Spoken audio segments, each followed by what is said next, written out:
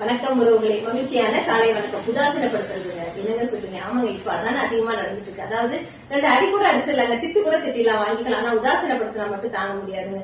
சரிங்க, இந்த உதாசீனப்படுத்துறது எங்க அதிகமா நடக்குதுன்னு நினைக்கிறீங்க?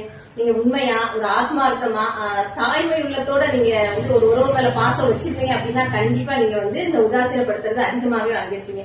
ஆனா இதுல என்ன ஒரு விஷயம்னா, அப்படி ஒரு உறவு நம்ம கிட்ட இருந்தாங்க அப்படிங்கறத மறந்து அவங்க இன்னொரு உறவுக்கு ரொம்ப ரொம்ப உண்மையா இருப்பாங்க. நல்லா தெரிஞ்சுக்கோங்க, நீங்க அப்படி அங்க உண்மையா இருக்கும்போது உங்களுக்கு தேவையான அந்த நம்பகத்தன்மை எப்போதுமே கிடைக்காதுங்க. அது முதல்ல எப்போதும் ஞாபகம் வச்சுக்கோங்க.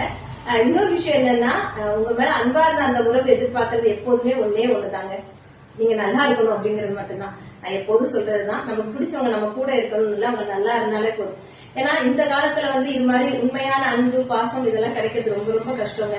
அப்படி ஒரு உறவு உங்க வாழ்க்கையில இருக்கிறாங்கன்னா இனிமேலாவது யாரும் அதை கைவிட்டுறாங்க. சரி.